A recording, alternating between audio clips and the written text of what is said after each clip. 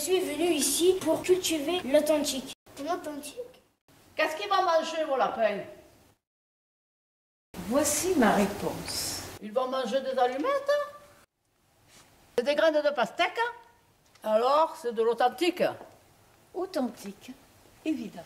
C'est la graine parfaitement authentique de la Cucurbita sperma qui nous vient d'Asie. Cette plante, mon cher voisin, pousse aussi vite qu'un serpent qui sort de son trou. Pardon, monsieur. Genre, hein, du bossu de la ville, hein. Ah. Beaucoup de la ville? En plein. Oh, Galinette, attention, hein. Peut-être un innocent de la ville, mais attention, hein. Et qu'est-ce qu'il veut planter? Il veut planter de l'authentique partout. Mais qu'est-ce que c'est? Oh, ce doit être une plante qui pousse dans les livres. Le bossu des garrigues. Ah, le bossu? Oui. Vous l'avez sans doute soigné. Non, non, pas du tout. Mais vous l'avez connu, vous? Moi? Moi? Oui, oui. Non, pas très bien, pas très bien. Mais je suis la seule personne du village qui soit allée chez lui une fois.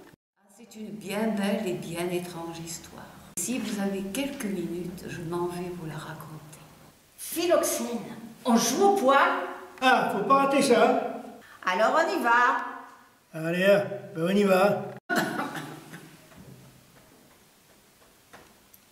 Il y a presque une vingtaine d'années, pendant les vacances, je me promenais dans la colline avec Madame Belle-Oiseau.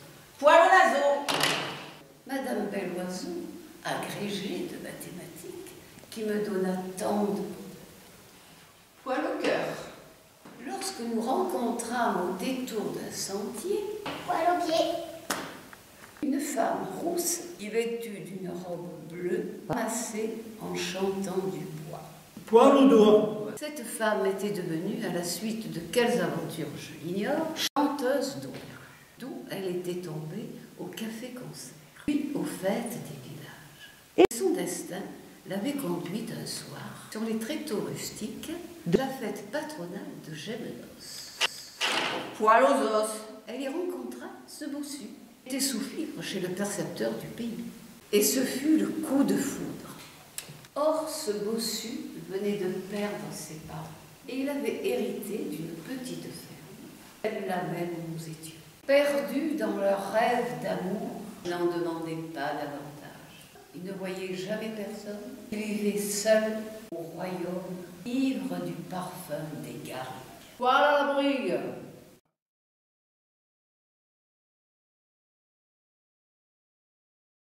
Vivaient du regard de l'autre des regards de l'un. C'est à peu près ce que nous dit le poète Ovide. Poil au bide. Des parfaites amours de Philémon et de Baucis. Poil au coccyx. Je suis le président. Je suis le président parce que je suis le maire et que j'ai le téléphone. Et oui, monsieur le secrétaire. Mais prenez les sous tous les trimestres. Et en plus, le timbre. Bon bah, c'est pas pour moi que je prends vos sous. Alors, c'est pourquoi? C'est pourquoi, dites-le. C'est votre abonnement à l'eau. Et où elle est l'eau? Éliasien, soyez raisonnable. On vous explique qu'il s'agit d'un accident. Peut-être un glissement de terrain. Où sont les plaignants? Le tribunal plus fort. Rigoulon-Walker, Tata de la victime. À la barre. Avancez-vous. Voici tout d'abord la plainte de la plaignante, agissant au nom de son fils mineur. Je sous-signais Abel Marie Benoît Palanque, veuve de César Annibal Martégot, mère et tutrice de Hippolyte Clarus Martégot, déclare déposer une plainte à propos des faits suivants.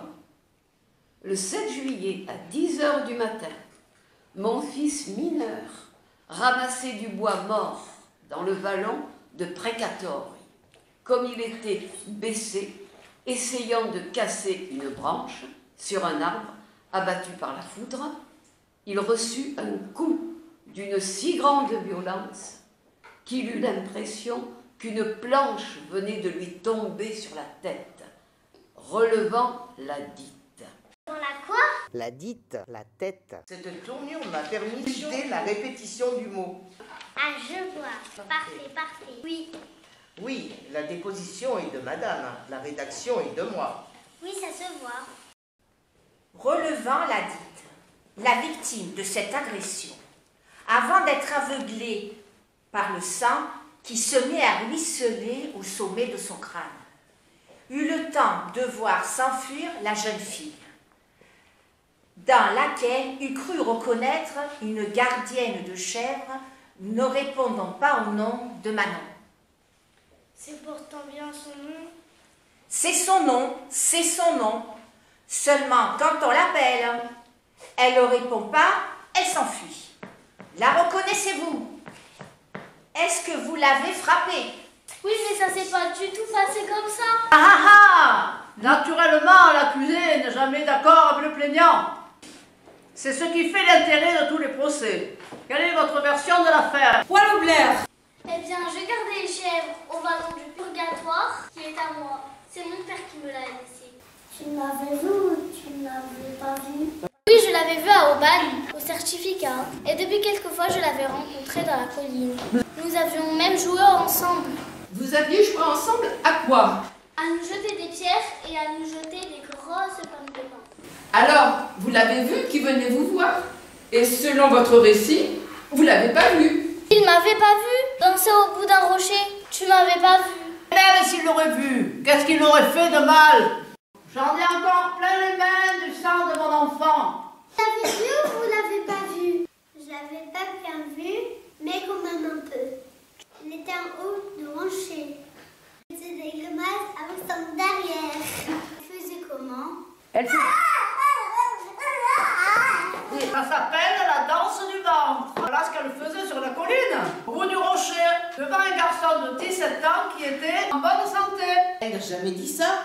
Dites-moi, ce matin dans votre déposition, vous ne m'avez pas parlé de cette danse impudique. Vous avez donc menti. J'avais honte.